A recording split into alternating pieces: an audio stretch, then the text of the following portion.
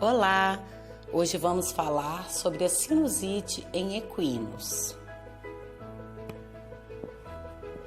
O equino possui 6 pares de seios paranasais: o seio frontal, conchal dorsal, o esfenopalatino, o maxilar caudal, o maxilar rostral e o conchal ventral. Os primeiros 4 compartimentos comunicam-se entre si, assim como o seio maxilar rostral e o conchal ventral, originando 2 grandes cavidades sinusais funcionais. Recentemente, um novo par de seios paranasais, o etimoidal, foi descrito por O'Leary e Dixon em 2011. A drenagem dos seios frontal, conchal dorsal e etimoidal para o seio maxilar caudal ocorre através da abertura frontomaxilar. Em cavalos jovens, o interior dos seios maxilar rostral e caudal é ocupado pelo ápice do 4º dente premolar e do 1º, 2º e 3º dentes molares. À medida que ocorre a erupção desses dentes, o espaço interno dos seios maxilares aumenta. Os seios maxilares rostral e caudal estão separados por um septo ósseo, localizado geralmente entre o 1º e 2º dentes molares. A comunicação sinonasal pode ocorrer através de 1 ou 2 orifícios, constituindo uma estreita via de drenagem, de 1 a 2 milímetros para o aspecto caudal do meato médio nasal. As afecções que acometem os seios paranasais possuem grande importância clínica, com destaque a marcante tendência à cronicidade e dificuldade para obtenção de diagnóstico definitivo, levando à baixa eficácia do tratamento. Entre as enfermidades mais frequentes na espécie equina estão os casos de sinusite, que é caracterizada por um processo inflamatório das mucosas que revestem os seios paranasais, onde há um acúmulo de exudato dentro dessas cavidades. A sinusite pode ser tratada como primária, caso não haja diagnóstico de patologia anterior, e ela está geralmente ligada a infecções do trato respiratório superior. Os isolados bacterianos mais comumente encontrados são os estreptococos. Já nas sinusites secundárias, os distúrbios dentais estão geralmente associados, mas também pode ser desencadeado por outros fatores, como traumatismos, cistos foliculares maxilares, neoplasias e granulomas fúngicos. Este último sendo caracterizado como sinusite micótica.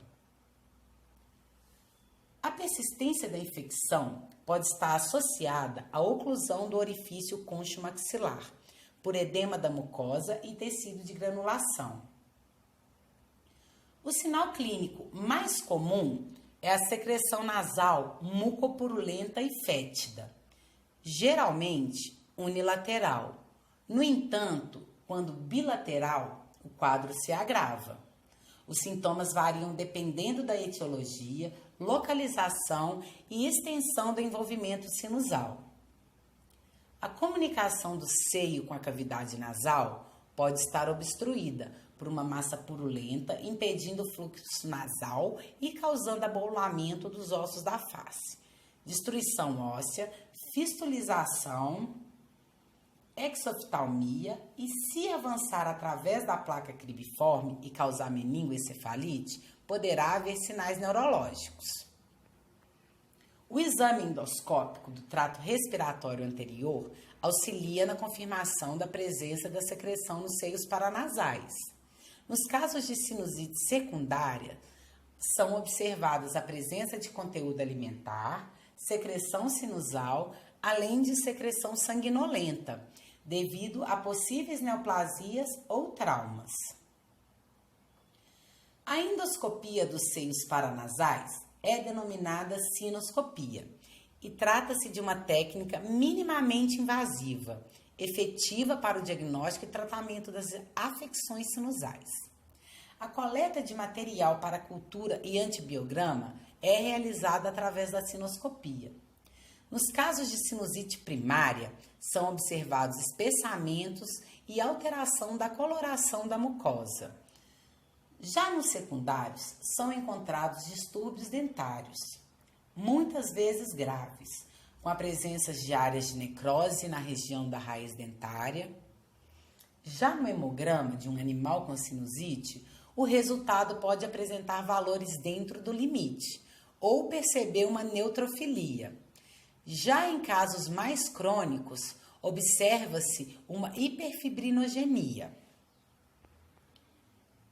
O exame radiográfico do crânio permite uma boa avaliação das cavidades sinusais e das raízes dentárias. A presença de líquidos torna a imagem compatível com a sinusite primária.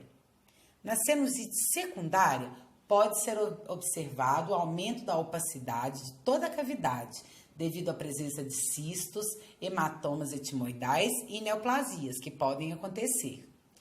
E é importante ressaltar que a identificação das estruturas anatômicas sinusais podem ficar prejudicadas devido a esse espessamento da mucosa proveniente do processo inflamatório. Já em casos de cisto, hematomas ou neoplasia, a identificação da massa através de biópsia determina o diagnóstico diferencial e o fechamento do diagnóstico definitivo.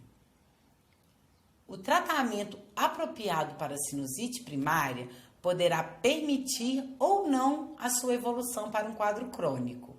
Existe uma resposta favorável com a antibioticoterapia sistêmica. No entanto, a escolha do princípio deve ser baseada em cultura e teste de sensibilidade, realizado com aspirado, coletado a partir do exame de sinoscopia. O tratamento deverá ser realizado até que haja ausência da secreção.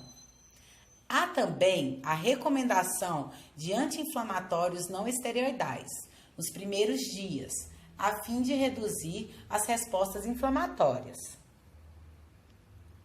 A drenagem de secreção pode ser realizada através do orifício nasomaxilar. Recomenda-se a realização da lavagem diariamente para redução e remoção da secreção. Essa lavagem é realizada por meio de sonda fixada sobre o seio frontal do animal e deve ser mantido um fluxo contínuo para a remoção de placas aderidas. Nos casos de sinusite crônica, ocorre uma obstrução da fenda nasomaxilar, devido à presença de secreção mais ressecada, que pode vir a dificultar a lavagem e, assim, a remissão dos sintomas. Nesses casos, a sinoscopia é recomendada para a remoção do exudato. O uso de antibioticoterapia também pode ser feito nos casos de sinusite secundária, mas antes deve ser tratada a causa primária. O insucesso do tratamento pode ser atribuído a osteite persistente, abscesso ou falha na remoção de todo o canal dentário. Todos os exames já citados, mesmo sendo muito úteis, podem não ser totalmente elucidativos. Existe a possibilidade da exploração cirúrgica através da sinusotomia, que pode levar a um diagnóstico definitivo, porém, requer geralmente a manutenção do animal com anestesia geral, além da possibilidade de complicações e gastos adicionais. Os bovinos também podem ser acometidos pela sinusite, e a principal causa é a discórnia plástica em bovinos adultos, gerando um processo inflamatório que acomete os seios paranasais, como consequência de exposição de seio frontal. O protocolo terapêutico de soluções de hipoclorito de sódio a 0,2% e iodopovidona a 5% propicia uma recuperação satisfatória em bovinos com sinusites pós-discórnia.